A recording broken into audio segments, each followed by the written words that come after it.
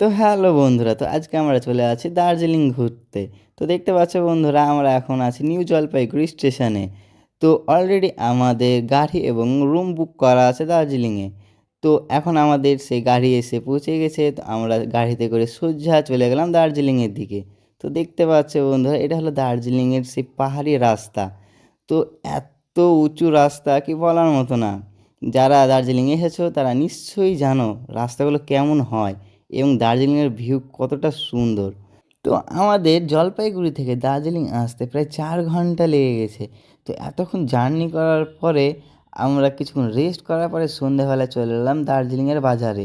তো এখানে এসে প্রথমে আমরা চা টেস্ট করলাম কি এখানকার চা কেমন হয়, এবং এখানকার বাজারগুলো ঘুরে দেখছি।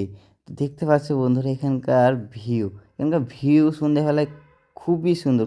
তো বাজার ঘুরতে ঘুরতে আমাদের চোখে পড়লো কিছু ছেলে তাদের খেলা দেখাচ্ছে। তো তাদের খেলা দেখার জন্য চলে গেলাম ওপরে। তো দেখতে পাচ্ছ বন্ধুরা, ছেলেটি তার খেলা কত সুন্দর দেখাচ্ছে এবং তার খেলা দেখে বেশ ভালোই লাগলো। তো বন্ধুরা, আজকে এই পর্যন্তই।